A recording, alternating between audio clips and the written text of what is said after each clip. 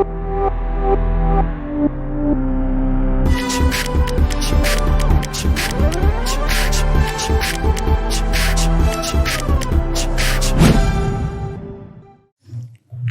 दोस्तों, तो अगले क्वेश्चन की ओर बढ़ते हैं। लेट्स सी क्या बोला हुआ है।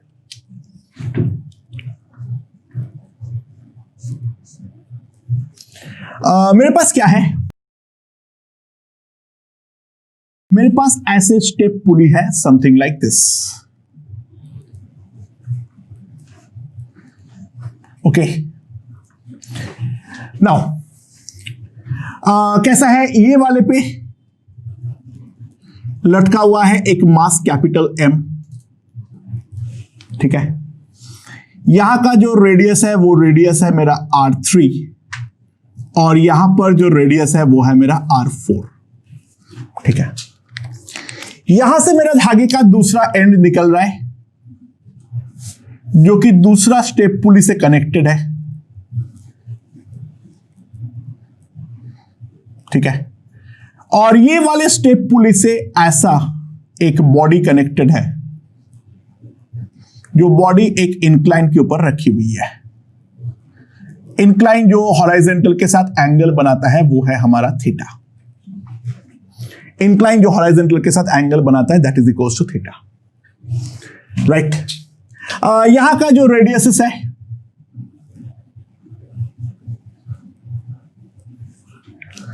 अंदर का मान लो है R1, अंदर का मान लो है R1 और बाहर का मान लो है R2। ये वाला मास है स्मॉल m, ठीक है। So find small m by capital M for which equilibrium is possible, ठीक है। ओके, सबसे पहले यहां पे नोन टेंशंस देखो, ठीक है। अच्छा, ये वाले धागे पे जो भी हमारा टेंशन होगा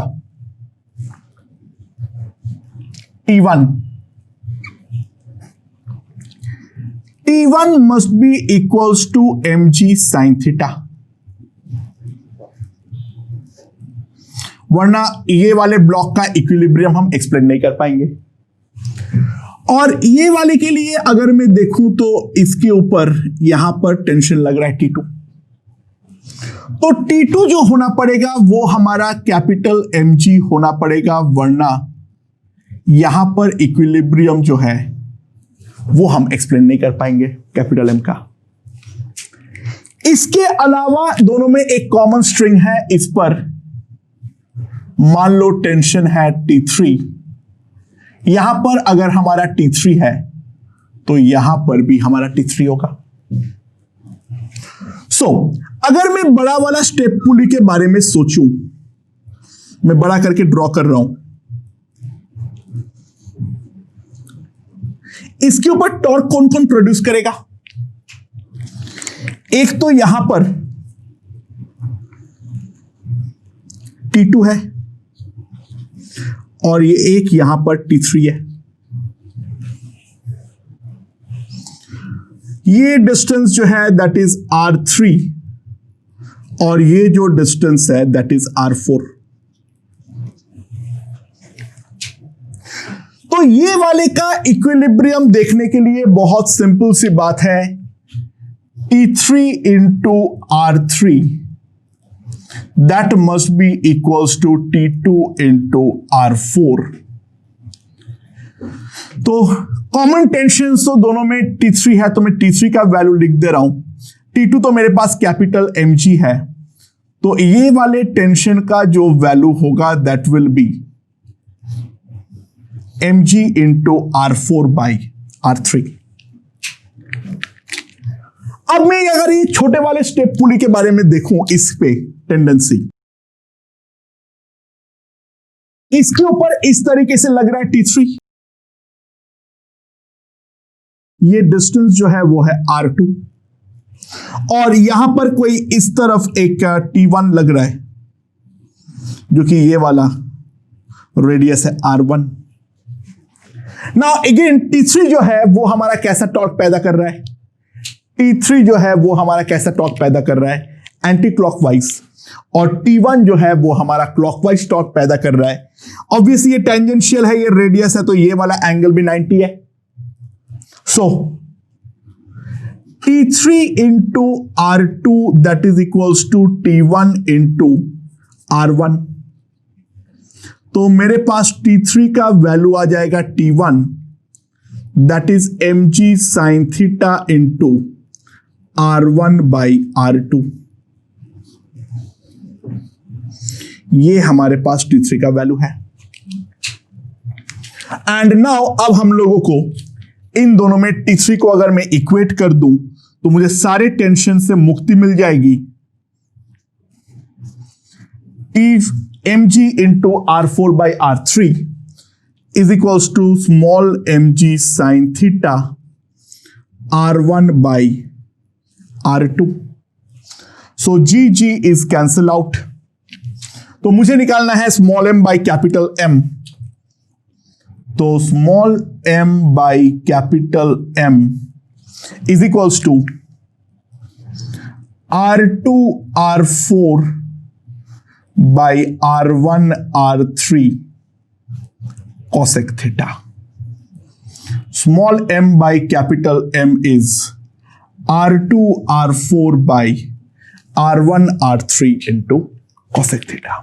That should be the ratio जिस पे ये वाला इक्विलिब्रियम जो है वो हमारा सेट हो पाए, राइट? ओके, अब हम लोग एक चीज सीखेंगे, वो है वर्किंग ऑफ सिंपल बैलेंस। अच्छा, सिंपल बैलेंस काम कैसे करता है? स्प्रिंग बैलेंस का तो वर्किंग कंप्लीटली डिफरेंट है। अगर मैं सिंपल बैलेंस के बारे में बात करूं तो सिंपल बैलेंस में क्या होता है, मेरे पास एक जगह पर एक हिंज किया हुआ होता है रॉड पे, ठीक है? ये हमारा रॉड है, बैलेंस बार, और इसका मिड पॉइंट पे हम लोग इसको हिंज करके रखते हैं। तो ये हमारा आधे आधे लेंथ पे है। नाउ इसका लेफ्ट हैंड साइड में एक पैन लगा हुआ होता है और राइट हैंड साइड में भी एक पैन लगा हुआ होता है। ये दोनों पैन का मास भी इक्वल होना चाहिए, ये दोनों पैन का मास भी इक्वल होना चाहिए। तो अगर मैंने कुछ नहीं रखा तो ऐसे करके रखूंगा तो ये बीम हमारा हॉराइजेंटल रहेगा, यानी जो उसका जो इंडिकेटर है वो एकदम वर्टिकली पॉइंट आउट करेगा। आइडियल सिचुएशन में कभी होता नहीं है रियल लाइफ में, but this is the scenario जहां पे हम मान ले रहे हैं जो ये वाला सिचुएशन हमारा क्रिएट हुई है, ठीक है? तो अब मान लो मैंने इस तरफ कोई 1 kg का एक बाट रख दिया, तो ये ऑब्वियसली ये वाला पॉइंट के अबाउट ये ऐसा एक एंटी क्लॉकवाइज टॉर्क जो है वो प्रोड्यूस करना चाहेगा, ठीक है? तो दूसरी तरफ अगर मैं मास रखता हूं स्मॉल m, यहां पर अगर मैं स्मॉल m रखता हूं तो ये स्मॉल m जो है वो हमारा एंटी क्लॉकवाइज टॉर्क जो है वो हमारा पैदा करना चाहेगा, राइट? तो वापस बैलेंस कब होगा? At balance small mg into L by 2 that must be equals to 1 into g into L by 2। तो small m जो होगा ये जब वापस 1 kg के इक्वल होगा तब हमारा बैलेंस हो जाएगा, अगला बैलेंस। यानी यहां पर हम जितना kg का बाट रखेंगे आइडियल सिनेरियो पे उतने kg का मास रखने पर ये वाला बैलेंस जो है वो हमारा वापस हॉराइजेंटल बीम बन जाएगा वहां पर, और हम इस तरीके से कोई भी चीज का वजन जो है वो हम मेजर करते हैं, ठीक है? It is based on torque. अच्छा, एक बात ध्यान दो, मान लो मेरे पास एक डिफेक्टिव बैलेंस हो, मान लो मेरे पास एक डिफेक्टिव बैलेंस है और वो डिफेक्टिव बैलेंस पे क्या है,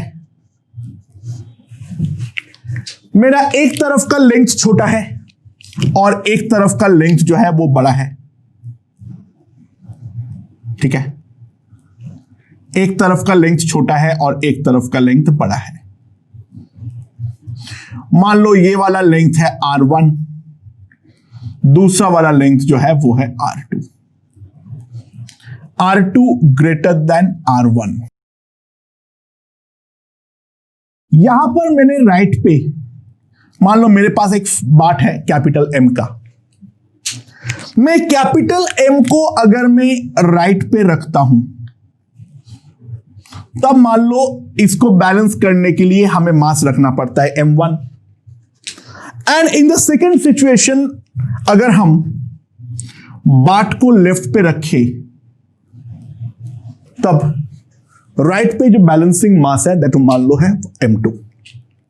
ठीक है, अच्छा, जब हमारा राइट पे मैं बाट को रखूंगा तो ये वाला टॉर्क कितना प्रोड्यूस करेगा, mg इंटू R/2, और वो मेरा M1 का टॉर्क से बैलेंस आउट होना चाहिए इंटू R1। तो जो M1 होगा that is capital M into R2 by R1, that is definitely greater than capital M। यानी हमें जो वजन रखनी है वो हमें ज्यादा रखनी है बाट के वजन से। यानी अगर मैं इस तरीके से सामने वाले को कुछ बेच रहा हूं तो ऑब्वियस सी बात है मेरा वहां पे लॉस डेफिनेटली इन्वॉल्व होगा। Okay, on the other hand अगर मैं उल्टा करता हूं, यानी इस तरफ बाट रखता हूं और इस तरफ मैं मास रखता हूं, तो मेरे पास आएगा mg into R1, that will be m2g into R2। तो M2 जो होगा that will be equals to capital M into R1 by R2, and now that is definitely less than small m। तो इस केस में जो हमारा buyer होगा उसको नुकसान होगा, जो हमारा सेलर होगा डेफिनेटली उसको बेनिफिट होगा, क्योंकि पैसे तो वो कैपिटल M जितना लेगा, पैसा तो वो कैपिटल M जितना लेगा, हाँ कि ना, बट उसको सामान जो देना पड़ेगा वो M2 जितना देना पड़ेगा, तो डेफिनेटली वो कैपिटल M से कम है। So the buyer will be at loss, the seller will be at profit. यहां पे the seller will be at loss, the buyer will be at profit. Okay, तो मान लो हमारे पास एक सेलर है, a seller has a defective balance।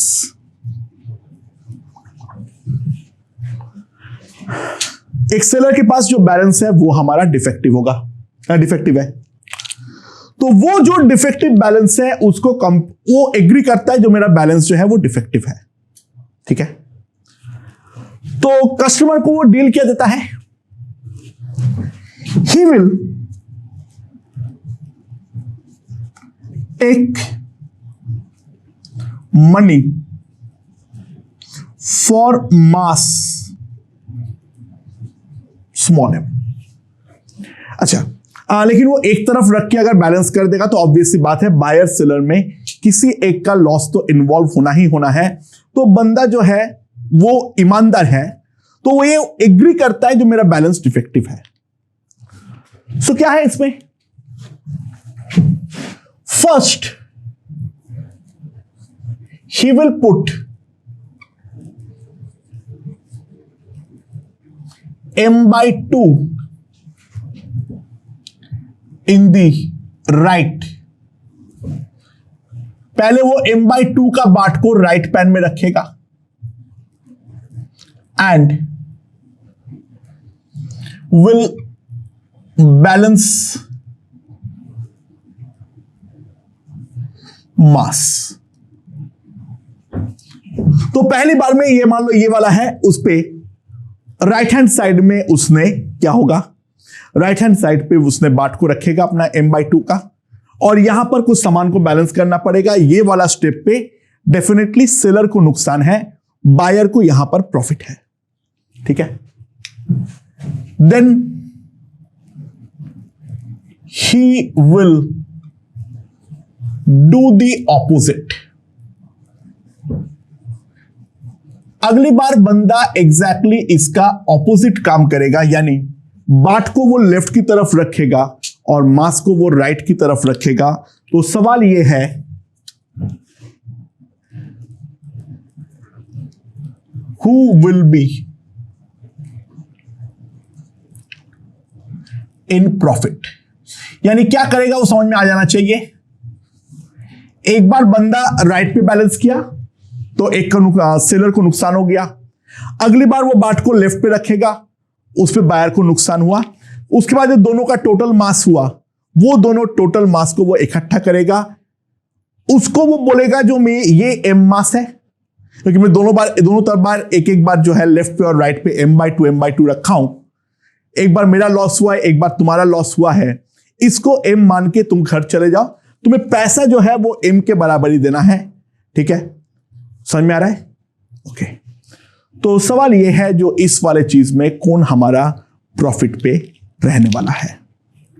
पैसा उसको m का ही मिलेगा। तो अगर उस बंदे का नेट मास जो चला गया वो हमारा m से ज्यादा चला गया तो बायर को प्रॉफिट है, उससे कम गया तो सेलर को प्रॉफिट है। कुछ नहीं हुआ, m ही हुआ, तो डेफिनेटली हमारा दोनों में से किसी का प्रॉफिट या लॉस इन्वॉल्व नहीं है। अच्छा, तो पहले वाले केस पे m/2g into R2 that is equals to m1g into R1। पहली बार बैलेंस में उसको ये होगा। तो फर्स्ट बार बैलेंस करने पे उसको जितना सामान देना पड़ेगा that will B m/2 into R2/R1।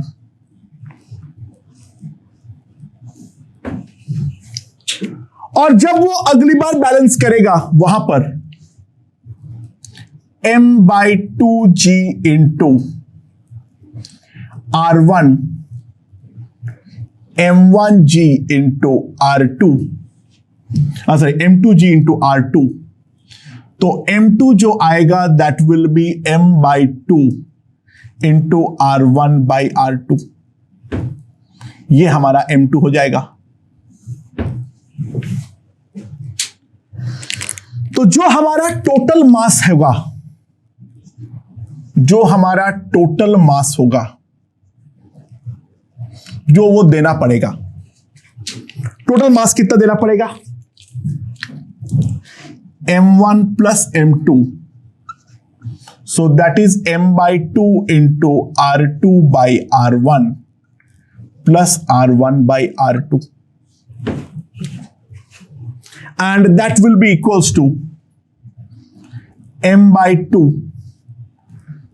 R2 square plus R1 square by R1 R2। अरे ऑब्वियस सी बात है, साफ साफ है, ध्यान देना। हमारा किसी भी हालत पर ये m के इक्वल तो नहीं है, राइट।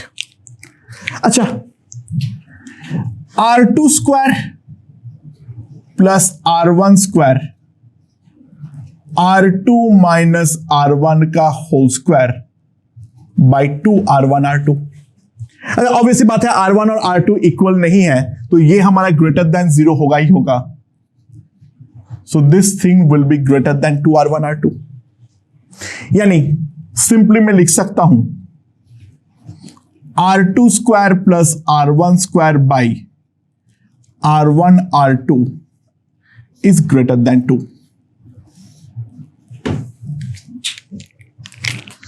सो जो हमारा टोटल मास होगा,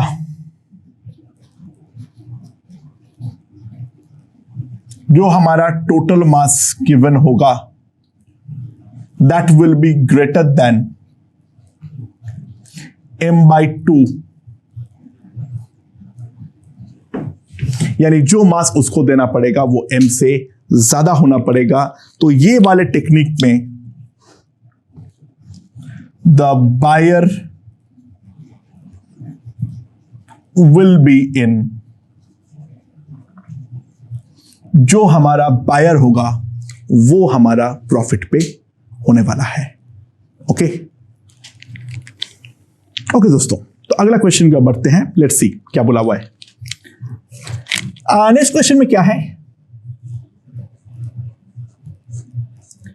मेरे पास एक रॉड है, ठीक है। वो रॉड कुछ इस तरीके से हॉराइजेंटल नहीं है, वो rod it is something like this, ठीक है। नाउ यहां पर जो है ये एक धागे से, थ्रेड से बंधा हुआ है लाइक दिस, ठीक है। ये थ्रेड जो है वो वर्टिकल के साथ एंगल बनाता है बीटा। रॉड का जो मास है वो m ले लो और जो लेंथ है वो l ले लो। अच्छा, वर्टिकल के साथ ये रॉड जो एंगल बनाता है वो एंगल बनाता है अल्फा, और यहां से मैं इसको राइट की तरफ खींच रहा हूं विद फोर्स F। ये फोर्स जो है ये हॉराइजेंटल है, ठीक है। तो सवाल ये है, फाइंड एंगल अल्फा, ठीक है। एफ का जो वैल्यू है that is equals to capital mg, वो उसके इक्वल है। तो अल्फा एंगल जो है वो हमें निकालना है। तो चलो इसमें सबसे पहले हम फोर्सेस मार्क कर ले। यहां पर धागे के चलते एक टेंशन होगा T, और इसके सेंटर ऑफ मास से एक फोर्स लगेगा डाउनवर्ड mg। ये वाला एंगल ऑब्वियसली अल्फा होगा, ठीक है। ओके, लेट्स बैलेंस फोर्सेस, ठीक है। टेंशन हॉराइजेंटल और वर्टिकल के अलावा तो एक ही फोर्स है, वो है टेंशन। तो यहां पर ये वाला एंगल बीटा है, so this is T cos beta and this is T sin beta, ठीक है। अच्छा, अगर मैं इस पर फोर्स बैलेंस का इक्वेशन लिखूं तो मेरे पास क्या आएगा, T cos beta must be equals to mg। बड़ा वर्टिकल बैलेंस में एक्सप्लेन नहीं कर पाऊंगा। और दूसरा T sin बीटा, ये भी हमारा mg होना चाहिए, अदरवाइज हम हॉराइजेंटल इक्विलिब्रियम को एक्सप्लेन नहीं कर पाएंगे। सो इन दोनों को अगर मैं डिवाइड करूं तो tan बीटा मेरे पास 1 आएगा, तो बीटा आ जाएगा मेरे पास 45 डिग्री।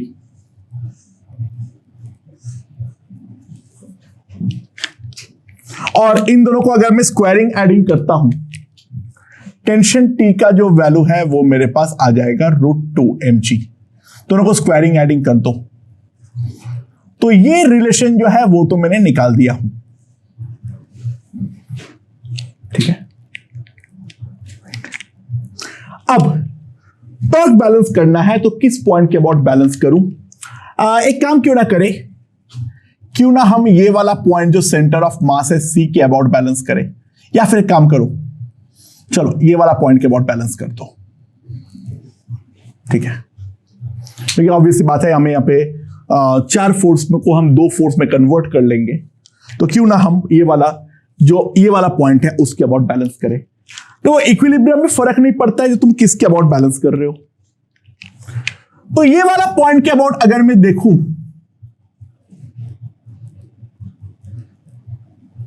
ठीक है, तो कितना होगा हमारे पास, ध्यान दो, यहां पर mg का जो टॉर्क आएगा वो कितना आएगा, यहां पर mg का जो टॉर्क आएगा वो मेरे पास कितना आएगा। अच्छा, दिस इज L/2। ये वाला एंगल अगर अल्फा है तो ये वाला एंगल भी अल्फा है, ठीक है। ये अगर अल्फा है तो ये भी अल्फा है, ये वाला पॉइंट। तो ये जो हमारे पास डिस्टेंस आएगा that will B L/2 sine alpha, ठीक है। तो कैपिटल mg का जो टॉर्क होगा that will B capital mg into L/2 into sine alpha. और ये हमारा, अगर हम ध्यान दें, एक क्लॉकवाइज स्टॉक को पैदा करना चाह रहा है, राइट। नाउ अगर मैं यहां पर ध्यान दूं तो ये वाला जो है वो हमारा हाइट की तरह काम करेगा। नाउ यहां पर अगर हम ध्यान दें, ये वाला जो लेंथ आएगा ये अल्फा है, तो ये वाला एंगल भी ऑब्वियसली अल्फा है, ये वाला एंगल जो है ये भी अल्फा है। तो ये जो हमारे पास लेंथ आएगा ये आएगा L cos अल्फा। तो फोर्स F का जो टॉर्क आएगा that will be simply equals to mg into L cos alpha, right. So now अगर मैं mgl खत्म कर दूं तो मेरे पास सिंपली आएगा tan alpha is equals to 2, यानी अल्फा इक्वल्स टू आ जाएगा tan इनवर्स 2। तो ऑब्वियसली हम देख सकते हैं काफी ज्यादा आसान क्वेश्चन है, इसमें कोई ज्यादा दिमाग लगाने वाली बात तो ऑब्वियसली नहीं है। अगर बीटा निकालने बोले, टेंशन निकालने बोले, इसलिए मैंने निकाल दिया। अदरवाइज अल्फा के लिए तो हमें सिंपली ये वाला पॉइंट के अबाउट टॉर्क बैलेंस अगर हम कर देंगे तो भी डायरेक्टली हमारे पास आंसर आ जाएगा। ओके ओके दोस्तों, तो नेक्स्ट क्वेश्चन देखते हैं क्या बोला हुआ है।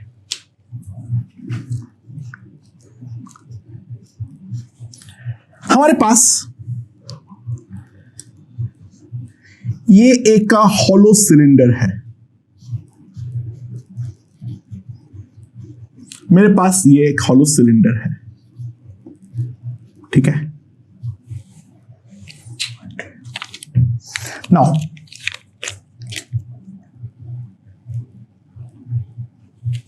यहां पर क्या है, इसका एक एंड से धागा एक पुली के थ्रू पास कर रहा है,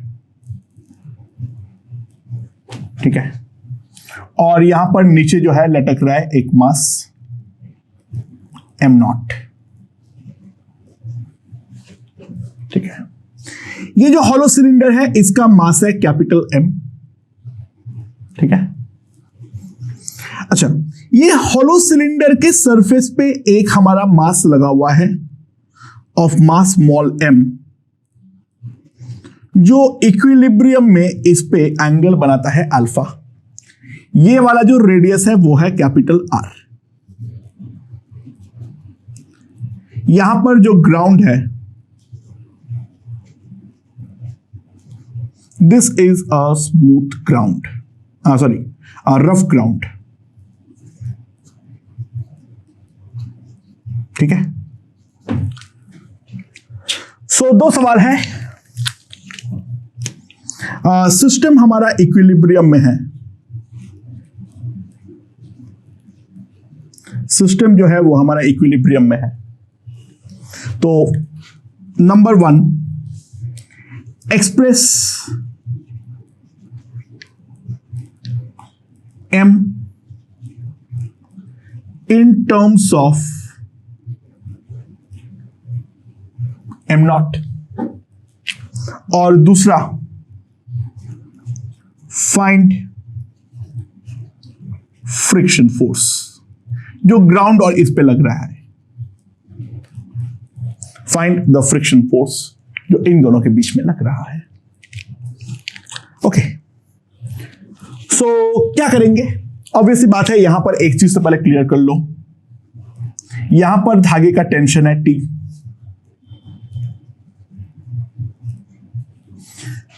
इसका इक्विलिब्रियम के लिए T m0g होना पड़ेगा, और यहां पर ये T होगा, ठीक है। अच्छा, अगर मैं सिलेंडर और मास को एक सिस्टम की तरह ट्रीट करूं, सिलेंडर और मास को एक सिस्टम की तरह ट्रीट करूं, इसके ऊपर फोर्सेस क्या क्या लग रहा है? एक लग रहा है हमारे पास डाउनवर्ड mg, दूसरा यहां से लग रहा है स्मॉल mg, यहां से एक नॉर्मल लगेगा जमीन वाला,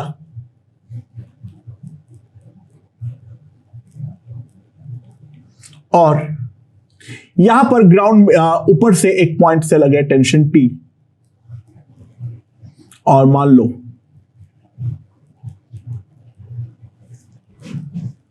ठीक है। अच्छा, पहले ट्रांसलेशनल इक्विलिब्रियम अगर मैं सोचूं सिस्टम का, तो पहली बात यह है जो हमारा फ्रिक्शन फोर्स होगा that must be equals to T, पीछे ही लगना पड़ेगा, और हॉराइजेंटल फोर्स और कुछ भी नहीं है, तो फ्रिक्शन फोर्स को हमारा टेंशन के इक्वल होना पड़ेगा, तो F will be equals to m0g, जो हमारा फ्रिक्शन फोर्स होगा वो हमारा m0g के इक्वल होगा। एंड नाउ अगर हम टॉर्क के बारे में बात करें, सो ये वाले पॉइंट के अबाउट टॉर्क लेना बेस्ट रहेगा, क्योंकि मुझे कैपिटल M गेम पे लाना नहीं है, हमें स्मॉल m के टर्म्स में m0 के टर्म्स में स्मॉल m को लिखना पड़ेगा। तो ये जो पॉइंट है C, हम लिखना चाहेंगे torque balance about point C, torque balance about point C। इस पर अगर मैं करता हूं तो ध्यान देना, टॉर्क प्रोड्यूसिंग फोर्सेस कौन कौन है? टॉर्क प्रोड्यूसिंग फोर्सेस कौन कौन है मेरे पास? ध्यान दो, हमारे पास एक तो ये फ्रिक्शन है, एक हमारे पास ये टेंशन है, और बाकी इसके अलावा अगर हम ध्यान दें तो केवल और केवल स्मॉल mg ही मेरे पास होने वाला है, इसके अलावा तो और कुछ है ही नहीं। ओके, तो यहां पर टॉर्क प्रोड्यूसिंग हमारे पास तीन फोर्सेस है, T, और हमारे पास है F, और ये वाला है mg। तो इसके अंदर जो टेंशन का टॉर्क होगा वो हमारा कैसा होगा? दैट विल बी क्लॉकवाइज, और जो हमारा फ्रिक्शन का टॉर्क होगा वो भी हमारा कैसा होगा? क्लॉकवाइज, बिकॉज ये जो T और ये जो मेरा F है that is basically a couple, ठीक है। और यहां पर जो है हमारा mg जो है वो इस पॉइंट के अबाउट हम ध्यान दे सकते हैं, डेफिनेटली ए का एंटी क्लॉकवाइज टॉर्क जो है वो हमारा पैदा कर रहा है। सो अगर हम टॉर्क बैलेंस करते हैं तो टेंशन का टॉर्क होगा T into capital R, friction का टॉर्क होगा T इंटू कैपिटल R, और वो हमारा इसका टॉर्क बैलेंस करना पड़ेगा, ठीक है। सो इस पर अगर हम ध्यान दें, ये mg के लिए ये हमारा परपेंडिकुलर डिस्टेंस होगा, एंगल कौन सा? अल्फा है, ऊपर वाला अल्फा है, तो ये अगर अल्फा है, ये अगर r है, तो ये है r sin alpha, so that will be equals to mg into r sin alpha, ठीक है। सो सिंपली मैं एक चीज लिख सकता हूं, r तो खत्म कर दो, T और F दोनों का वैल्यू है m0g, तो 2m0g is equals to mg sin alpha, यानी m का जो वैल्यू आएगा that will be 2m0 cosec alpha.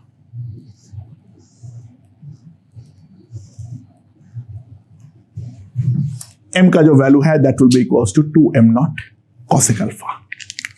So this is the simple equilibrium of the body। मैंने इसका बेसिकली साइड व्यू लिया हूं, ध्यान रखना, ठीक है ना, और वही मेरे लिए नेसेसरी है, बाकी ये पूरा सिलेंडर है, ये रॉड है, वो कोई काम का नहीं है, इसका जो साइड व्यू है वही देखना मेरे लिए इंपॉर्टेंट है। ओके दोस्तों, तो अगली क्वेश्चन की ओर बढ़ते हैं, लेट्स सी, ठीक है। क्या बोला है इस क्वेश्चन में?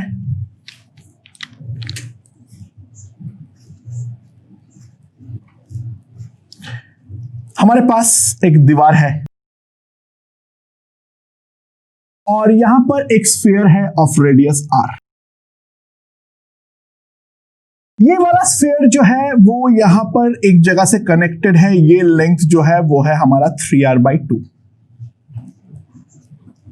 एक धागा इस तरीके से इस पर कनेक्टेड है, कोई भी पॉइंट पे है, मुझे नहीं मालूम कैसा है, कुछ नहीं मालूम है।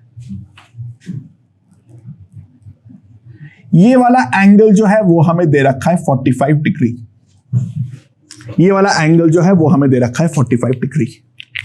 ठीक है, ये दीवार रफ है और यहां पर जो कोएफिशिएंट ऑफ फ्रिक्शन है वो है म्यू। ठीक है, तो find minimum value of mu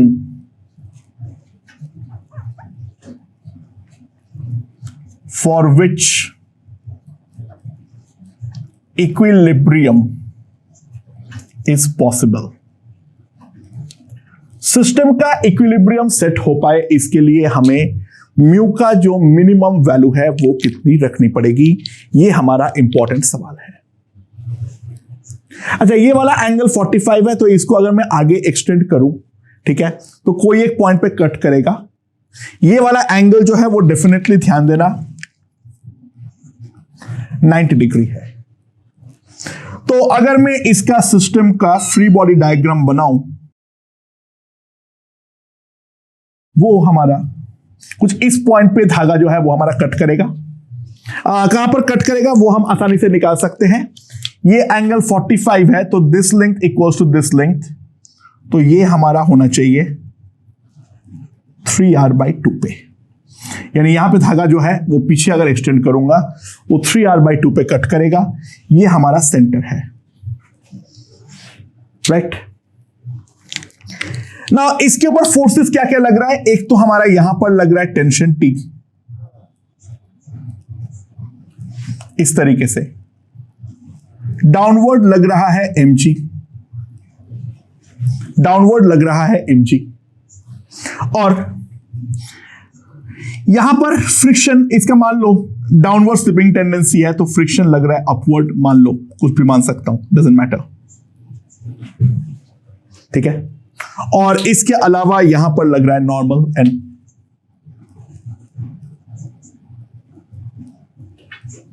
यहां पर लग रहा है नॉर्मल एन। अब मैं इसका पूरा का पूरा जो इक्विलिब्रियम है वो मैं एनालाइज करना चाहूंगा, राइट।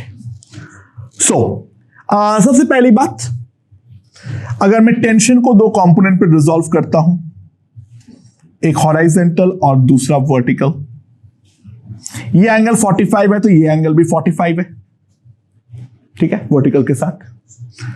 सो T cos 45 degree plus F वो हमारा mg के इक्वल होना चाहिए, और दूसरा जो T sin 45 है वो हमारा इक्वल होना चाहिए n का, और f का जो वैल्यू होनी चाहिए लिमिटिंग केस के लिए that must be equals to mu n।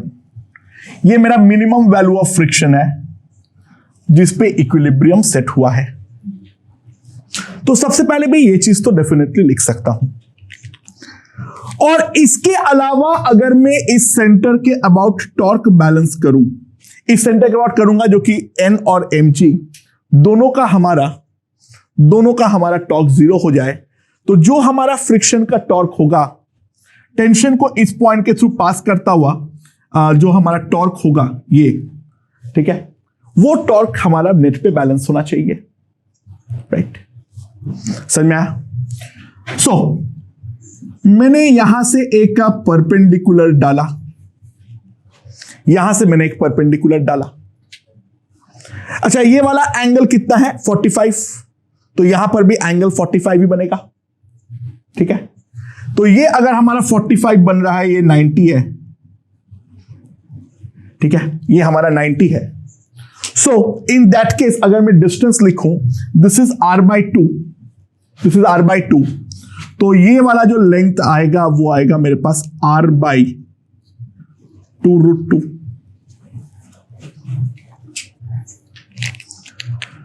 So tension का जो हमारा टॉर्क होगा that will be equals to T into R by 2√2,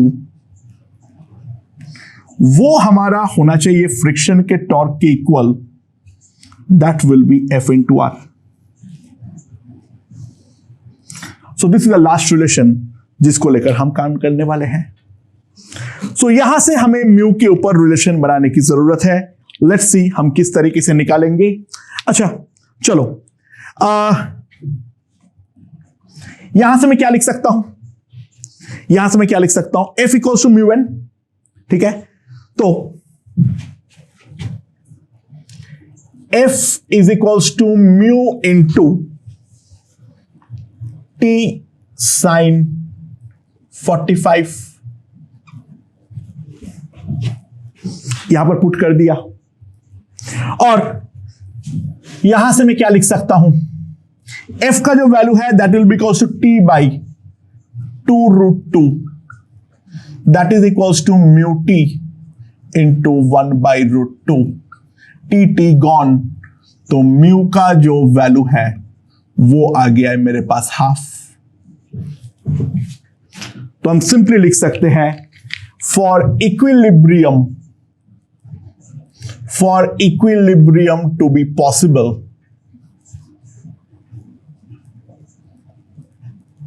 mu must be greater than और इक्वल्स टू हाफ. म्यू कम से कम हाफ होना चाहिए, अदरवाइज इक्विलिब्रियम पॉसिबल नहीं है.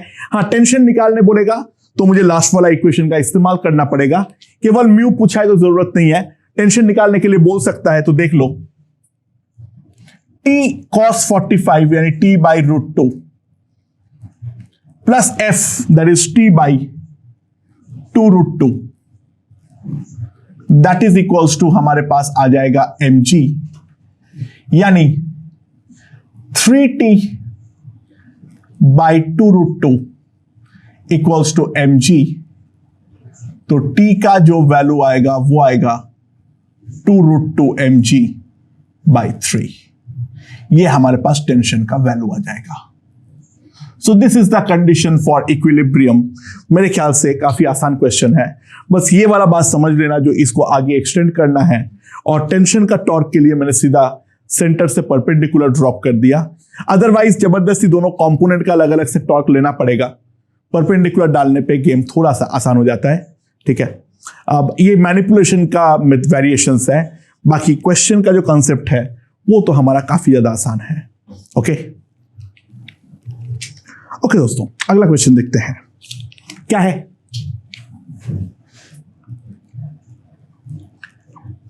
हमारा एक दीवार है और दीवार पे एक क्वार्टर सर्कुलर रिंग जो है वो हमारा बैलेंस्ड है. ये जो रिंग है इसका रेडियस है R.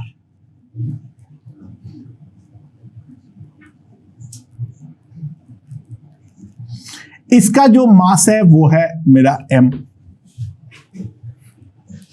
तो सवाल ये है, find the reaction force, find the reaction force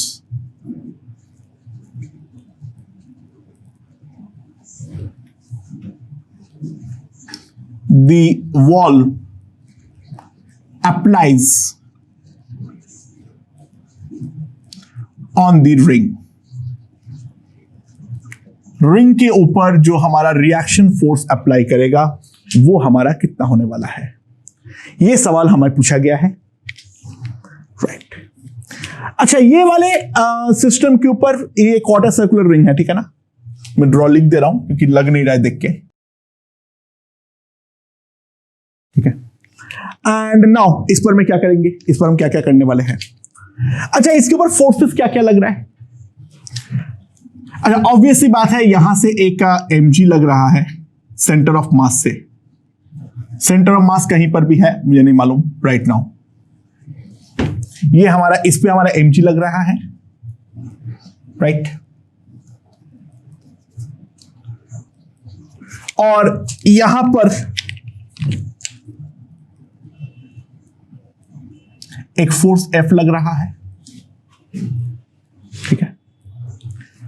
और ऑब्वियस सी बात है, इसका नेट फोर्स बैलेंस करने के लिए यहां पर हिंज के ऊपर भी एक फोर्स F लगेगा और यहां पर इस पे mg लगना पड़ेगा। ये हमारा हिंज फोर्स है। नेट फोर्स को बैलेंस करके मैंने हिंज फोर्स को डायरेक्टली लिख सकता हूं। ठीक है, यहां पे F निकालने की जगह पे हिंज फोर्स भी निकालने के लिए बोल सकता है। वो इन दोनों का वेक्टोरियल सम होगा। ये इन दोनों का वेक्टोरियल सम होगा, राइट?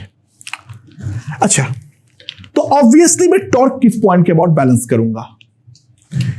ऑब्वियसली मैं ये वाला पॉइंट C के अबाउट बैलेंस करूंगा। ठीक है, समझ में? So we have to balance torque about point C। Point C के अबाउट में टॉर्क बैलेंस करूंगा। अच्छा, इसका सेंटर ऑफ मास कहीं पर भी हो, एक बात समझो, जो हमारा सेमी सर्कुलर रिंग का होगा, इस डिस्टेंस पे तो डेफिनेटली कोई डिफरेंस नहीं आएगा, यानी ये वाला जो डिस्टेंस होगा that will be definitely 2r/π, क्योंकि अपर पार्ट और लोअर पार्ट सिमेट्रिक होगा, तो हॉराइजेंटल पोजीशन जो होगा वो तो 2r/π होगा। इन दोनों में वर्टिकली कौन सा पोजीशन में होगा वो भाड़ में जाए, वो जानने की हमें जरूरत नहीं है, क्योंकि वर्टिकल हमारा टॉर्क में कोई हेल्प नहीं करेगा अबाउट C। तो ये जो हमारा डिस्टेंस आएगा, this distance will be r into 1 - 2/π।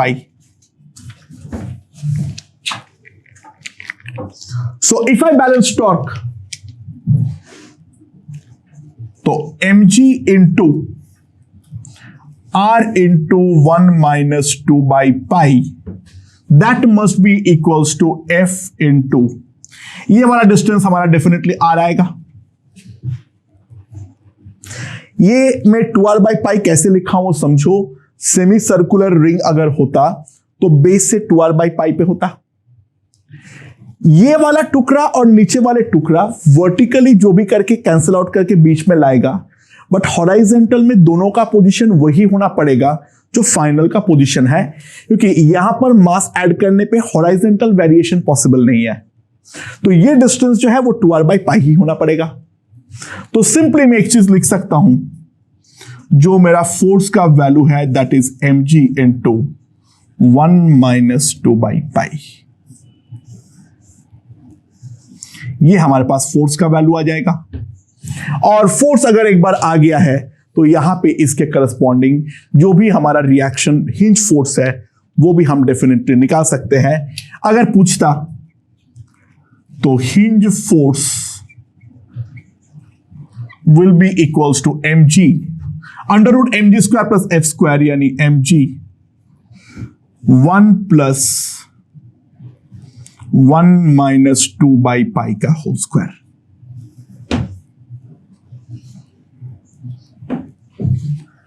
Okay,